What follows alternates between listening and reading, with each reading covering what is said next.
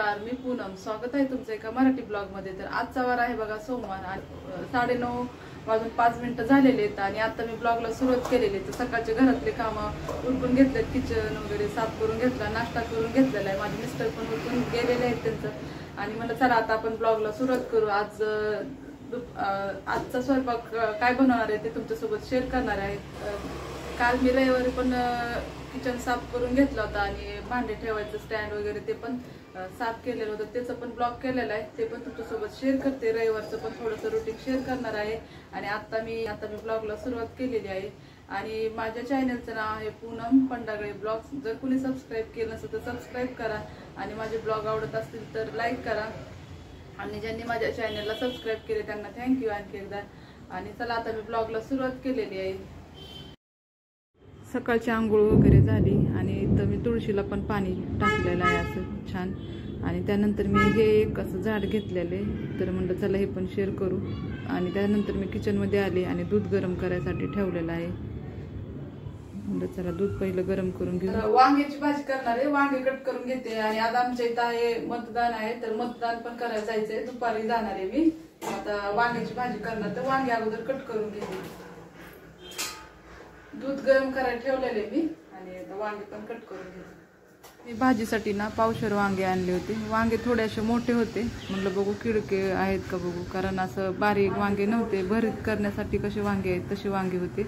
पण म्हणलं अगोदर बघून घेतलं कट करून की किडके वगैरे आहेत का इथं सगळे. आणि इथं वांगे पण सगळे कट करून घेतले. तर वांग असं मी कट करून घेतलेले. आणि त्याच्यानंतर मी मसाल्यामध्ये घेतलेले इथं शेंगदाणे, खोबरं, लसूण. आता हे भाजून घेणार आहे, शेंगदाणे, लसूण, खोबरं. आणि त्याच्यानंतर टोमॅटो, कोथिंबीर. एकच टोमॅटो घेतलेले. शेंगदाणे अगोदर भाजून घेते. शेंगदाण्याचं कूट करून ठेवलेलं नव्हतं, तर इथं मी भाजीसाठी जितके शेंगदाणे पाहिजे तितकेच घेतलेले आहेत. आणि ते शेंगदाणे पण भाजून घेते. सगळे शेंगदाणे भाजून घेतले की काढून त्याच्यानंतर मी खोबरं पण भाजायला घेतलेले. तर थोडंसं खोबरं पण इथंच कढईमध्ये भाजून घेते. आणि थंड झाल्यानंतर हे वाटण करून घेणार आहे. तर खोबरं भाजून घेतलं आणि प्लेटीमध्ये काढून थंड होण्यासाठी ठेवले. तोपर्यंत मी तर मिक्सरच्या भांड्यामध्ये टमाटो, कोथिंबीर आणि लसूण, खोबरं, शेंगदाणे सगळं एकत्रच घेतलेलं आहे बारीक करण्यासाठी. तर शेंगदाणे, खोबरं, लसूण, कोथिंबीर, टोमॅटो मी एकत्रच वाटण करून घेणार आहे वांग्याच्या भाजीसाठी. तर हे वाटण करून घेते आणि थोडंसं पाणी टाकून असं वाटण करून घेतलेलं आहे. तर वांग्याची भाजी करण्यासाठी सगळा मसाला वाटून घेतलेला आहे मी. आता हे एकत्र सगळे प्लेटीमध्ये काढून ठेवते. असं बारीक छान मसाला करून घेतलेला आहे. टोमॅटो पण अशी पेस्टच करून घेतलेली. सगळं एकत्रच वाटण करून घेतलं. आणि त्याच्यानंतर मी हळद पण अशी त्याच्यातच टाकलेली मसाल्यामध्येच. आणि मसाला पण मी 2-2.5 चमचे टाकलेला आहे, कारण छोटा चमचा होता माझ्याकडं. त्यामुळं ही चटणी घरची आहे, तर 2.5 चमचा टाकली चटणी. मीठ पण टाकून घेतलं त्याच्यामध्ये. हे सगळं आता एकत्र असं मिक्स करून घेणार आहे छान. तर हे सगळं मिक्स करून घेते. आणि मी भरलं वांगा असंच करत असते आणि छान होतं असं पण वांगे, भरलेले वांगे. तर मी जास्त खोबरं कधी जास्त टाकत नाही, तर आज मी टाकले. कधी तर टाकत असते, रोज नसते टाकत. रोज म्हणजे दरवेळेस कधी वांग्याची भाजी करायची असेल तर शेंगदाणेच जास्त वापर करत असते, खोबरं कधीतरी टाकत असते. तर इथं सगळे वांगे मी मसाला असा भरून घेते वांग्यामध्ये. आणि वांगे थोडे मोठे होते, असे गावरान नव्हते, काटाळी असे थोडेसे भरताला असतात तसे होते वांगे. पण भाजी छान झाली होती वांग्याची. तर सगळा मसाला मी ह्याच्यामध्ये भरून घेतलेला आहे. असा पावशेर वांगे होते. आणि कढई मी ठेवली होती गरमच होण्यासाठी, बंद नव्हता गॅस केला, कारण मसाला पटकन भरून घेणार होते. त्याच्यामुळं कढई गॅस चालूच ठेवला होता, म्हणलं लगेच तापलं. आणि ते बघा मी सगळे मसाले वांग्यामध्ये भरून घेतले आणि हात पण स्वच्छ धुवून घेतला. आणि आता इथं मी भाजीसाठी बघा तेल टाकलेलं आहे. तेल गरम झालं की कढीपत्ता, जिरी, मोहरी छान असे तडतडली जिरी की त्याच्यानंतर मी वांगे पण त्याच्यातच टाकणार आहे. तर सगळे वांगे मी असे तेलातच. तर मी वांग्याची भाजी करण्यासाठी तेल थोडं जास्तच घेतलेले, कारण वांगे आपल्याला तेलात असं छान फ्राय पण करायचे, त्यामुळे मी तेल थोडं जास्त घेतलेले. आणि सगळे वांगे इथं मिक्स करून घेणार आहे. तर अशी वांग्याची भाजी माझ्या मुलाला आवडत असते मोठ्या. आणि म्हणलं चला आता भरलेलेच वांगे, असे सुक्कं वांगं वगैरे केलं तर कधी खात नाहीत मुलं, पण रस्सा असला वांग्याच्या भाजीचा तर खातात. त्यामुळे मी वांगं कधी पण करताना असंच करत असते. मला तर वांगं आवडतं कसं पण केलं तरी, पण इथं असं रसाच भाजी करत असते मी. तर सगळे वांगे असे वाफळून छान झाकून घेतलं, ठेवलं ताट, एक वाफ दिली. नंतर मी गरम पाणी करून घेतलं होतं आणि ते पण गरम पाणी केलेलं सगळं भाजीमध्ये टाकून दिलं आणि वांगं बघितलं शिजले का, देठ बघत असते मी शिजले का. तर भाजी झाली होती तयार छान. तर इतका असा मी रस्सा करून घेतलेला आहे भाजीचा, आणि भाजी पण झाली होती, करून घेतली भाजी. तर अशी छान भाजी करून घेतली मी आता इथं. तर वांग्याची भाजी करून घेतली आणि पातेल्यामध्ये काढून ठेवली बघा अशी. आणि आता करणार आहे सुकटची चटणी करणार आहे. म्हणलं चला शेअर करू. सुकटची चटणी मला माझ्या मिस्टरांना आवडती, मुलांना काय आवडत नाही जास्त. त्यांच्यासाठी सगळ्यांसाठी वांग्याची भाजी पण आणि चटणी काय थोडीच करणार आहे सुकटाची. तर त्याच्यासाठी कांदा, टोमॅटो, लसूण, मिरची वाटून घेतलेली, कोथिंबीर पण. आणि आता सुकटची चटणी करताना पण शेअर करते तुमच्यासोबत. इथं सुकट घेतलेले आहे मी. सुकट करण्यासाठी मिरची, लसूण, कोथिंबीर, 3 कांदे, टोमॅटो, आणि त्या अगोदर मी सुकट असं भाजून घेतलंय कढईमध्ये. आणि 3 कांदे बारीक कट करून घेतले, लसूण आणि मिरची वाटण करून घेतले. मिरची भाजून नाही घेतलेली, कच्चीच अशी मिरची, लसूण वाटण करून घेतलं, टोमॅटो पण बारीक कट करून घेतला आणि कोथिंबीर पण कट करून घेतली. तेल गरम करायला ठेवलं. तेल छान गरम झालं की कांदा मी असं फ्राय करून घेतलेला आहे. कांद्याचा लालसर कलर झाला की त्याच्यामध्ये मी टोमॅटो पण बारीक कट केलेला छान असा मिक्स करून घेतलेला आहे. आणि त्यानंतर मी कोथिंबीर पण तेलातच टाकून घेतली, लसूण, मिरची पण तेलातच टाकली, मीठ, हळद हे सगळे एकत्रच टाकलेले, कारण कांदा टोमॅटो मी छान परतून घेतलेला होता, त्यामुळे हे नंतर टाकलेत मसाले. हे सगळे एकत्र मसाले करून घेतले. आणि त्याच्यानंतर मी सुकट भाजून घेतलं होतं आणि भाजल्यानंतर धुतलं एकच पाण्याने. आणि धुवून झाल्यानंतर मी असं लगेच सगळ्या मसाल्यांमध्ये टाकून छान इथं मिक्स करून घेतलेलं आहे. सुकटमध्ये करताना मी पाणी नाही टाकलं, कारण सुकट भाजून थोडा वेळ लगेच होतं, त्याला पाणी टाकायची काही गरज नव्हती. तर अशी छान मी तर सुकट पण करून घेतलेलं आहे. आता सुकट करून घेतलं आणि गॅस बंद करून घेतला. आणि आता भाजी पण झाकून ठेवलेली. आता मी करणार आहे ज्वारीच्या भाकरी करणार आहे, चपाती नाही करणार. तर वांग्याची पातळ भाजी केली होती, सुकट पण केलं होतं. तर म्हणलं आता आपण ज्वारीच्या भाकरी करू, कारण भाकरी कसं भाजीबरोबर चुरून पण खाता येतात आणि सुकट बरोबर भाकर छान लागते. त्यामुळं इथं मी भाकरी करायला घेतलेले आहेत आता. तर अगोदर तवा तर मी तापाय ठेवलेला आहे छान. पीठ पण इथं चांगलं मळून घेतलेलं आहे. 2 भाकरीचं पीठ मळत असते. आणि इथं भाकरी छान अशी थापून घेतली आणि पाणी लावून घेतलं लगेच. भाकरी पण करून घेतल्या. आता इथं मी 5 भाकरी करून घेतलेल्या आहेत. तर सगळ्या भाकरी अशा इथं मी करून घेतल्या आणि लगेच प्लेटमध्ये पाणी पण टाकलं भाकरी करून घेतल्यानंतर. हे वॉश बेसिनमध्ये ठेवलं घासण्यासाठी, हात पण धुवून घेतला. आणि सगळ्या भाकरी तर मी करून झालेले, पीठ पण डब्यात ठेवलं. तर आज दुपारच्या जेवणात वांग्याची भाजी, भाकरी, सुकट केलं होतं आणि तुमच्यासोबत शेअर पण केलं मी. आजचा स्वयंपाक झाला, जेवण करून घेतलं, भांडे घासायचे राहिलेले आणि आता 3:45 झालेत. म्हणलं चला अगोदर मतदान करून येऊ. तर आमच्या इथं आहे आज मतदान. तर म्हणलं चला थोडासा ब्लॉग घेऊ.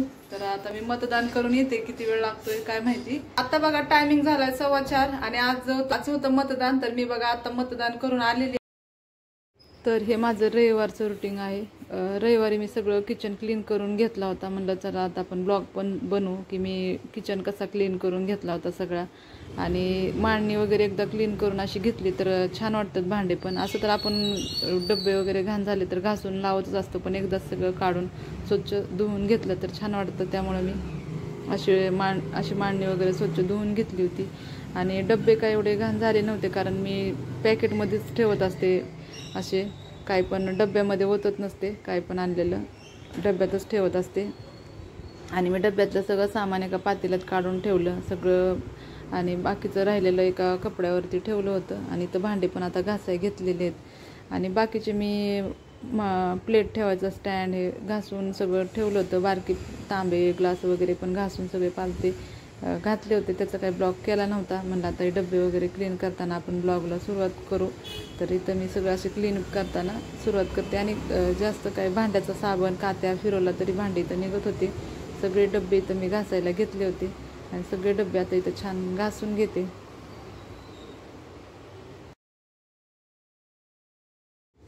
बारके भांडे अगोदर मी घासून घेतले होते आणि मोठे डबे पण अगोदर थोडेसे होते, ते पण घासून पालते घातले होते. आणि असे छोटे डबे आहेत, तर आता म्हणलं हे नंतर घासू आपण. तर हे पण डबे आता घासायला घेतले होते.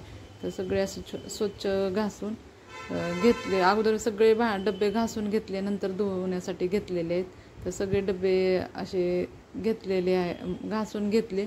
आणि थोडंसं वाटत होतं की तेलकळचा हात वगैरे लागलेला असेल तर ते निघलेलं नव्हतं. तर ते पण आणखी एकदा थोडंसं असं घासून घेतलं मी. तर सगळे भांडे असे क्लीन करून घेतले. आणि पसारा पण होताच घरामध्ये. आणि इथं आज मी भात पण केला होता, खिचडी भात केलेला होता. आज मी स्वयंपाक फक्त खिचडी भात केलेला होता आणि भांडे घासायला लवकरच सुरुवात केलेली होती. म्हणलं लवकर. आणि पावसाचं पण वातावरण होतं, त्यामुळं काही पाऊस तर नव्हता आला, पण पावसाचं वातावरण झालेलं होतं सगळं. आणि त्यामुळं मी भांडे घरातच घासून असे पंख्याला ठेवले होते. तर सगळे भांडे इथं छोटे डबे वगैरे भरपूर भांडे होते. तसे तर माझ्याकडं जास्त भांडे नाही, जितके लागतात तेवढेच असे भांडे आहेत. जास्त माझ्याकडं असे हे नाही आहे, जितके पाहिजे तेवढेच आहेत. जे लागतं तेच मी असं घेतलेलं आहे. आणि त्यानंतर इथं सगळे मी भांडे असे क्लीन करून घेतले. आणि नंतर मी इथं असे अगोदर मी एवढे भांडे घासून घेतले होते. मसाल्याचा डबा वगैरे, प्लॅस्टिकचे कांद्याचं स्टँड, प्लॅस्टिकचा छोटा डबा वगैरे सगळं पालते घालून घेतले भांडे. आणि त्यानंतर हे असे माझ्याकडे पितळाचे पण तांबे होते. तर मी काय असं लिंबू वगैरे मीठ काही नाही वापरत, फक्त पितांबरी घेतली. पितांबरीचा थोडासा हात फिरवला तरी छान निघतात असे तांबे. तर फक्त मी पितांबरीचा असा हात फिरवून घेतला आणि स्वच्छ एकदम असे धुवून घेतले. तर बघा छान असा तांब्या पण निघला होता. त्यानंतर मी सगळे तांबे असे 6 तांबे आहेत माझ्याकडं. तर हे 6 तांबे पण मी छान घासून घेतले आणि इथं नळाला स्वच्छ धुवून घेतले. आणखी भरपूर कामं राहिलेले होते माझे करायचे. आणि इथं मी खिचडी भात पण करून घेतलेला होता. सगळे भांडे घासून मांडणीला लावले आणि पंखावरती चालूच ठेवलेला होता. आणि म्हणजे सुकण्यासाठी भांडे. तोपर्यंत मी इकडं हे सगळे मांडणी झाडून वगैरे अगोदर घेतली. सगळे जाळे वगैरे काढून घेतल्या होत्या, सगळी स्वच्छ करून घेतली. त्याच्यावरचे भांडे वगैरे सगळे काढून घेतले. आणि इथं एक कात्या घेतला मी, कात्या आणि भांड्याचा साबण घेतला. आणि त्यांनी सगळे अगोदर ही मांडणी मी घासून घेतली. ती तुमच्यासोबत काही शेअर केली नाही. नंतर एक पातेल्यात पाणी घेतलं, कपडा घेतला आणि सगळी ही मांडणी अशी मी इथं क्लीन करून घेतलेली. सगळं असं मी घासून पुसून घेतलेलं आहे सगळं किचन. आणि थोड्या वेळ सुकू दिलं. त्यानंतर इथं किचनचा पडदा पण लगेच धुण्यासाठी घेतला. आणि किचनला आपण पडदा लावतो ते स्टँड पण असं काढून घेतलं. ते पण छान असं घासून धुवून घेतलेलं आहे. कात्याने साबणानेच घासून घेतलं ते पण. आणि सुकण्यासाठी असं उन्हाला नेऊन ठेवलं होतं. आणि त्यानंतर पडदा पण इथं निरम्यात लगेच भिजाय टाकला, कारण निघल त्यासाठी. आणि मग त्यानंतर थोडा वेळ भिजला की, लय वेळ पण नाही, थोडा वेळ भिजवला आणि लगेच मी धुवून टाकलेला आहे. इथं असा थोडंसं ऊन होतं तर टाकला. आणि त्यानंतर डबे सुकले होते, तर जे असं सामान होतं आणलेलं राशनचं वगैरे ते पण डब्यांमध्ये इथं भरून घेतलेलं आहे. डबे थोडेसे पुसून घेतले आणि डबे पुसून घेतले. आणि जे सामान डब्यांमध्ये ठेवायचं आहे ते सगळं डब्यांमध्ये ठेवून घेतलं. झाकणं पण पुसून घेतले आणि डब्यांचे झाकण वगैरे लावून घेतलेले सगळे. त्यानंतर मी लगेच इथं मांडणीवरती भांडे पण लावायला सुरुवात केलेली आहे. आणि भांडे पण सगळे असे छान मी इथं लावून घेतले पटकन. सगळे बघा इथं मी असे भांडे वगैरे सगळं क्लीन करून पुसून सगळं स्वच्छ करून घेतलं. आणि पडदा पण सुकला होता, लगेच पडदा मी असं सगळा जुळवून घेतला अगोदर. आणि त्याच्यानंतर ते असं स्टँड होतं पडदा लावायचं, ते पण पडदा पण लावून घेतला. आणि सगळे बघा मी किचन एकदम क्लीन करून घेतला सगळं. कांदे ठेवायचं स्टँड आणि डबे ठेवायला स्टँड आहे, ते पण स्वच्छ धुवून घेतलं होतं. ते पण सुकल्यानंतर मी कांदे आणले होते. तर 5 किलो कांदे आणले होते. अर्धे मी मिरचीसाठी वापरले होते आणि जितके राहिले होते ते म्हणलं आता हे स्टँडमध्ये ठेवू आपण. बटाटे पण आणला होता, 1 किलो बटाटा आणला होता. तर अर्धा मी केला होता बटाटा, पराठे केले होते बटाट्याचे अर्धे, आणि बाकीचा बटाटा राहिलेला स्टँडमध्ये ठेवलेला आहे. अद्रक आणि लसूण एकाच पिशवीत आणलं होतं. तर हे सगळं वेगळं करून घेतलं आणि जाळीमध्ये ठेवलं. लसूण वेगळा, अद्रक वेगळं असं ठेवलं. आणि आजचा ब्लॉग कसा वाटला ते पण कमेंट करून सांगा. ज्यांनी ब्लॉग बघितला त्यांना मनापासून धन्यवाद.